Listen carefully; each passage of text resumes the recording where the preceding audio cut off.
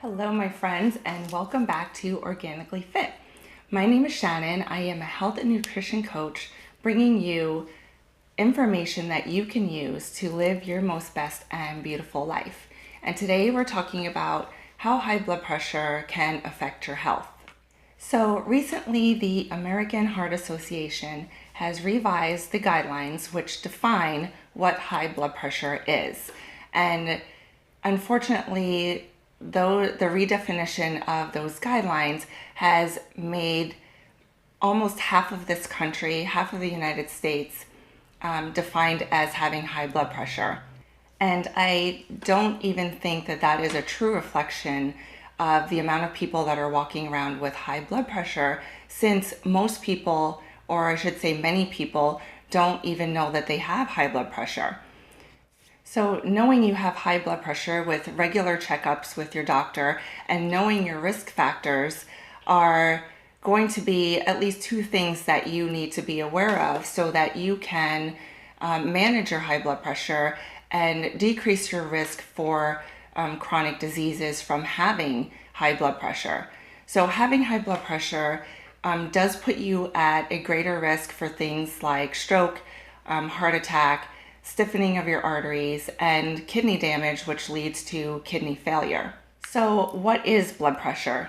Simply put, blood pressure is the amount of force that your heart is creating on your vessels during the stages of pumping and resting. So I will put a link to a great video. It's an animated video that is very explanatory, and it's put very simply so that you can understand better what your heart does and how blood pressure is affected. So I'll put that link in the description box below. But for today, I wanted to focus more on your risk factors for having high blood pressure, as well as how you can decrease those risk factors and lower your blood pressure and overall be healthier. So what changed about the guidelines that were put out by the American Heart Association is the stage 1 hypertension. Previously, pre-hypertension was considered a systolic blood pressure of 120 to 129, and that's your top number, or a diastolic blood pressure of 80 to 89, and that's your bottom number. So now that prehypertensive state is considered stage 1 hypertension, and that is what has shifted us into that higher risk category of developing chronic diseases such as what I mentioned previously. So some of the risk factors that you need to be aware of that can lead you to having high blood pressure are being overweight, for one, having a job where you are sitting for most of the day, not exercising, having uncontrolled stress, and that means stress that you are experiencing chronically, as well as not exercising. So let's talk about 5 things that you can actually do to decrease your blood pressure and decrease your risk of developing chronic health problems. So number 1 is losing weight. If you are overweight, this puts you at a greater risk of having high blood pressure, along with developing chronic illness like metabolic syndrome, insulin sensitivity, or decreased insulin sensitivity, and type 2 diabetes. So number 2 can definitely affect number 1, and that is exercising. If you are not exercising or moving your body every day in some sort of structured form, then again, you are putting yourself at risk for having high blood pressure, along with many other of the chronic illnesses. So previously, and I think it's still recommended by the American Heart Association, continuous moderate exercise is recommended as a way to control weight, to lose weight, and to also control blood pressure. And this is true. However, more recent studies have shown that exercising at high intensity intervals or high intensity interval training has been more beneficial at reducing your weight, regulating your blood sugar, decreasing your blood pressure, and also increasing your sensitivity to insulin. So if you are having metabolic syndrome or any of the components that come with having metabolic syndrome, high intensity interval training has been shown to better all of those parameters, and including lowering your blood pressure. Now, high intensity interval training takes less time, whereas your continuous moderate exercise was recommended that you do it for at least 30 minutes. So 30 to 45 minutes of doing this moderate intensity of exercise. With high intensity interval training, you are actually doing anywhere between 4 and 20 minutes of exercise at intervals. For example, you can do high intensity calisthenics like jumping jacks, push-ups, doing something with weights. Do it for 20 to 30 seconds. That's followed by a period of rest, 10 or 15 seconds of rest. And you repeat the cycle for anywhere from 8 times to 10 times to 20 times, depending on what you're setting up your intervals to be. So as little as 4 minutes in many of these studies of doing high intensity interval training has been shown to improve all of these parameters, decreasing your blood pressure, regulating your blood sugar, and also helping you to lose weight. So just based on that, you can see that it doesn't take very much time. You're not doing 30 to 45 minutes of exercise and having to carve out that time in your day. And you're also getting more benefits from committing less time to exercise, but reaping the great benefits that it has to offer. So moving on to number 3. So number 3 is having a sitting job. So if you have a job that requires you to sit for most of your day, this increases your risk for having high blood pressure, also throwing your lipids out of balance. So it can increase your low density lipoproteins, or your LDL, or what a lot of people know it as your bad cholesterol, but it can also decrease your high density lipoproteins, which is your HDL, or your good cholesterol. So if you have a job that requires you to sit, this is definitely putting you at risk. So what can you do about those things? And you may think that, there's nothing you can do, you have to sit. But there are things like, standing desks, desks that you can adjust up and down. They have these portable things that you can put on top of your desk and raise it to the height that you need.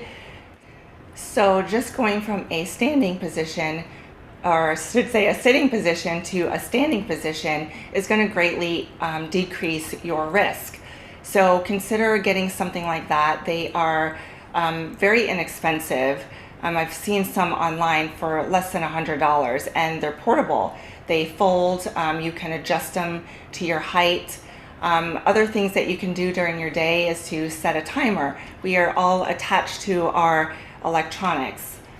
So many people have Fitbits, and you have other electronic devices that you can set up reminders and alarms to remind you to get up every hour, do some push-ups at the side of your desk, walk up a few flights of stairs, walk around your building, do jumping jacks, whatever you need to do to get your body moving every hour, and at most every 2 hours.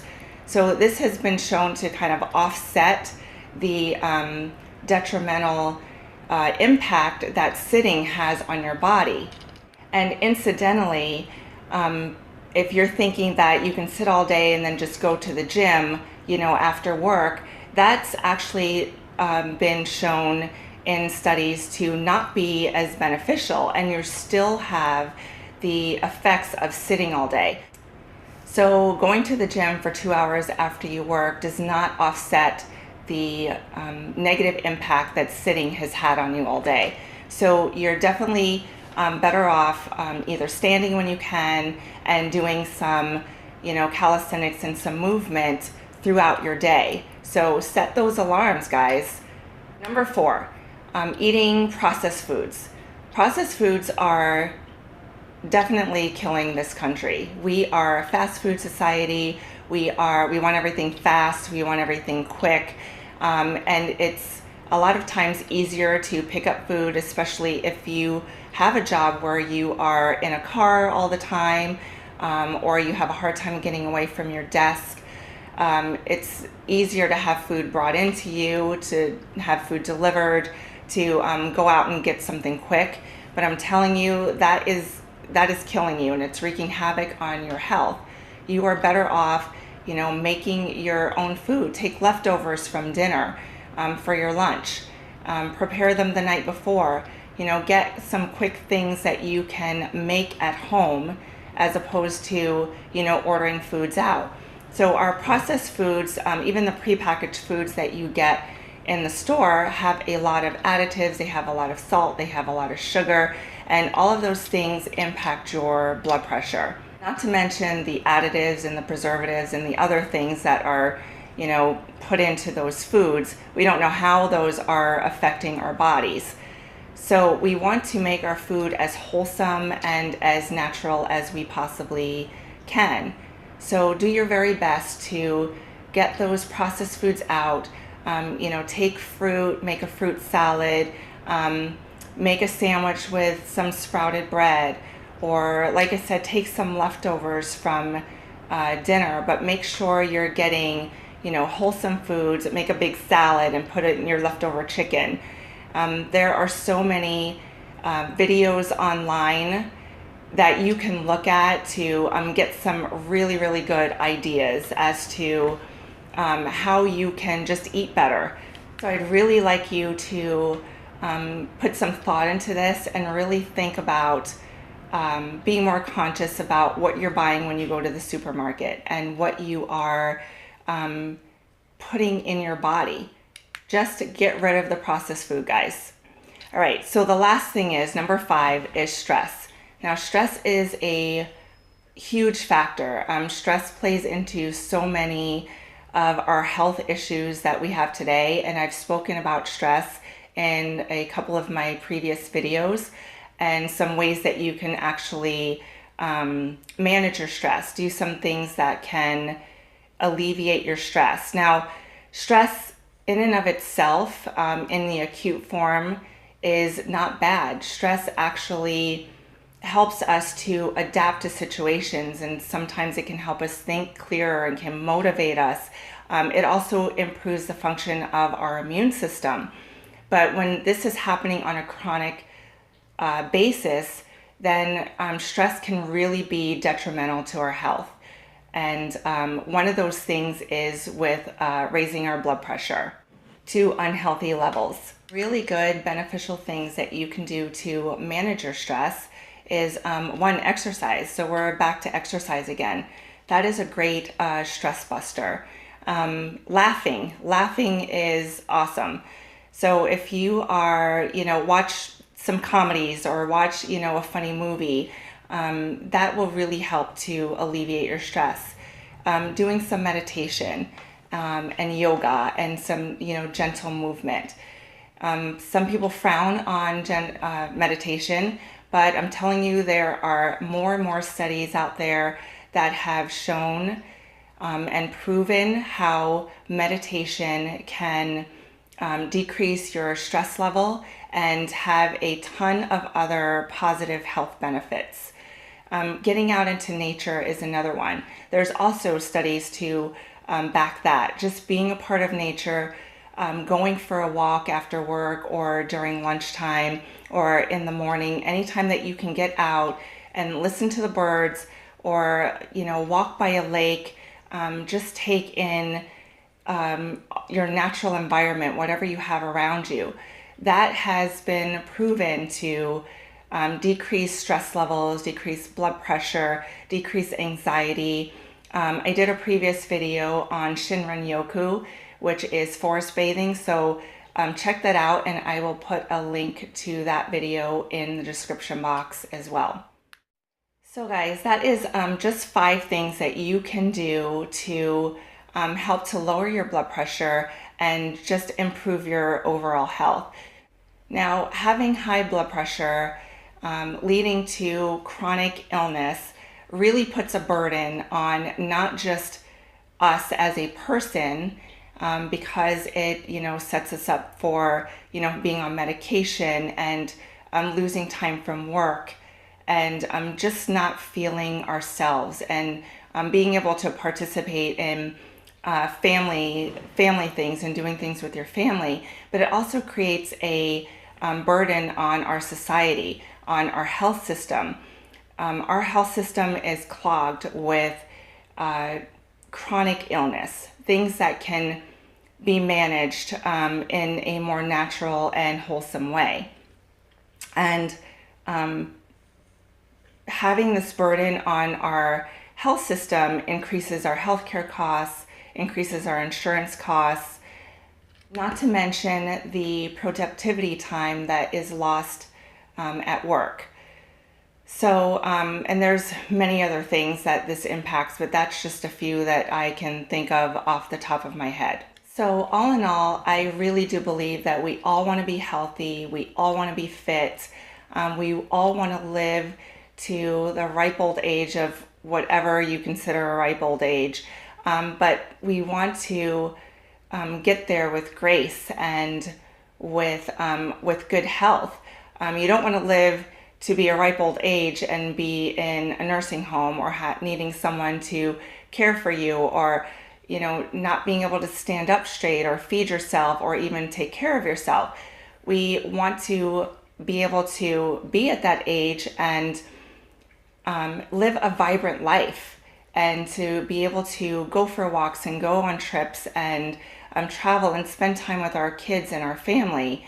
So seriously consider those things the next time that you go shopping and you're picking up food that that is not good for you, or the next time you decide to skip out on your workout when that you can go and do like a short little workout like HIIT training. That's going to benefit your health, and it's going to make you feel so much better. So that's all I have for you today. I hope you got a lot out of that video and it gives you some food for thought. You can follow me on Instagram and Facebook, and I will put those links down below as well. I will also, like I said, provide some more informational links in the description box so that you can further educate yourself and make yourself more knowledgeable about things that you can do to improve your life. And if you like this video, don't forget to subscribe to my channel. I have more videos coming out, so hopefully you are enjoying the information that's on them. And that's all I have for you today. And as Maya Angelou has said, when we know better, we do better. So take good care.